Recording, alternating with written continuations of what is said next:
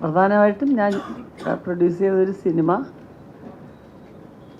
ഈയൊരു എന്താ പറയുക ഇലക്ഷനൊക്കെ നടക്കാൻ പോകുന്ന ഒരു സ്റ്റേജിൽ ഇറക്കുന്നതായിരിക്കും കൂടുതൽ ഉചിതം എന്ന് തോന്നിയത് കൊണ്ട് നമ്മൾ ഫെബ്രുവരി വരുന്ന 27-ാം തീയതി റിലീസ് ചെയ്യുകയാണ്.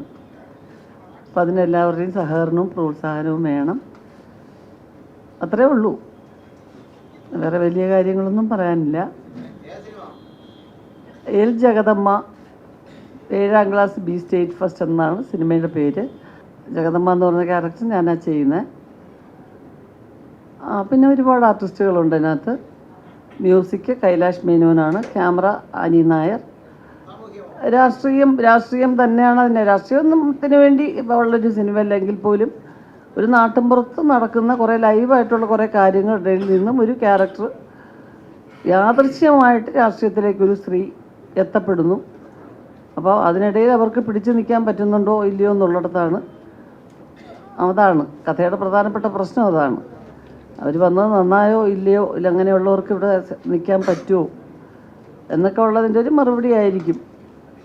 വളരെ സാധാരണക്കാർക്ക് വലിയ വിദ്യാഭ്യാസം ഇല്ലാത്തൊരു സ്ത്രീക്ക് ഇവിടെ വന്നാൽ പെട്ടെന്ന് രാഷ്ട്രീയത്തിലേക്ക് വന്നാൽ കാര്യങ്ങളൊക്കെ വളരെ എളുപ്പമാവും എന്ന് വിചാരിച്ചിരിക്കുന്ന ഒരു സ്ത്രീക്ക് അതൊന്നും ഒരിക്കലും അത്ര എളുപ്പമല്ല എന്നുള്ള തീരുമാനത്തിലാണോ അവരെത്തുന്നത്. അതല്ല, പൊരുതി നിന്നാൽ ഇവിടെ തൻ്റെ ഇഷ്ടത്തിനുള്ള കുറച്ച് കാര്യങ്ങളല്ലെങ്കിൽ താൻ വിചാരിക്കുന്ന രീതിയിൽ ഈ സമൂഹത്തിന് വേണ്ടി എന്ത് ചെയ്യണോ അതെന്നെ കൊണ്ട് ചെയ്യാൻ പറ്റും എന്നുള്ളൊരു ആത്മവിശ്വാസമാണോ എന്നൊക്കെയാണ് അതിൻ്റെ ഒരു പശ്ചാത്തലം. സംവിധാനം ശിവപ്രസാദ്, എൻ്റെ ഹസ്ബൻഡാണ്. അദ്ദേഹത്തിൻ്റെ സ്ക്രീൻ പ്ലേ തന്നെയാണ്. അദ്ദേഹത്തിൻ്റെ അനുഭവത്തിൽ ഉള്ള കുറേ ക്യാരക്ടേഴ്സ് അദ്ദേഹത്തിന് നാട്ടിൻപുറത്തുകാരനാണ് അദ്ദേഹം. അപ്പോൾ അവിടുത്തെ പഞ്ചായത്തൊക്കെ വളരെ സ്ട്രോങ് ആണ്. പൊതുവെ നമ്മുടെ കേരളത്തിലാണ് പഞ്ചായത്തുകളുടെ ഇലക്ഷനും കാര്യങ്ങളും ഒക്കെ ഇത്രയും ശക്തമാവുന്നത്. കാരണം ഞാൻ തമിഴ്നാട്ടിലല്ലേ. അപ്പോൾ അവിടെ എനിക്കറിയാം അവിടത്തേക്കാളൊക്കെ വളരെ പ്രാധാന്യം എന്ന് പറയുന്നത് കേരളത്തിലെ പഞ്ചായത്തുകളുടെ ഒരു ഇലക്ഷനും കാര്യങ്ങളൊക്കെ ആയിട്ട് അടുപ്പിച്ചുള്ള ഒരു ബഹളവും അത്ര വലിയ കാര്യങ്ങളോ ഒന്നും തമിഴ്നാട്ടിലൊന്നും ഞാൻ കണ്ടിട്ടില്ല. അപ്പോൾ എനിക്കത് വളരെ വ്യത്യസ്തമായിട്ട് തോന്നി ആദ്യമായിട്ട് അങ്ങനെ ഒരു സിനിമ ചെയ്യുമ്പോൾ. അപ്പോൾ അദ്ദേഹം ലൈവായിട്ട് കണ്ടിട്ടുള്ള കുറേ ക്യാരക്ടേഴ്സും സംഭവങ്ങളും ഒക്കെയാണ് പ്രധാനമായിട്ടും. രാഷ്ട്രീയത്തെക്കുറിച്ച് സ്ത്രീകൾക്കും വ്യക്തമായ കാഴ്ചപ്പാടുണ്ടാകണം എന്നുള്ളൊരു കാര്യമുണ്ട്.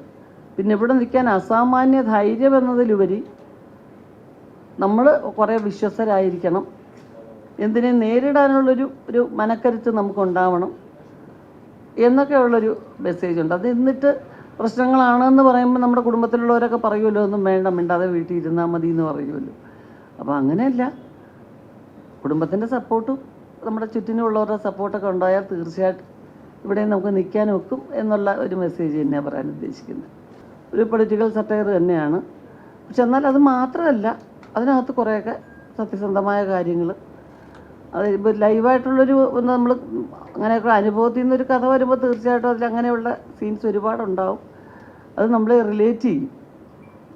പഞ്ചായത്തിൻ്റെ പ്രവർത്തനങ്ങളെക്കുറിച്ചൊക്കെ അറിയാവുന്ന നമ്മുടെ ഇപ്പോൾ നിങ്ങളെപ്പോലെ എല്ലാവർക്കും അത് മനസ്സിലാവും. ഇതാണല്ലോ നമ്മൾ അവിടെ നടന്നതുപോലെയാണല്ലോ, അല്ലെങ്കിൽ ഇന്ന സ്ഥലത്ത് നടന്ന പോലെയാണല്ലോ എന്ന് തോന്നത്തക്ക രീതിയിലുള്ള കാര്യങ്ങളൊക്കെ ഉണ്ട് അതിൽ.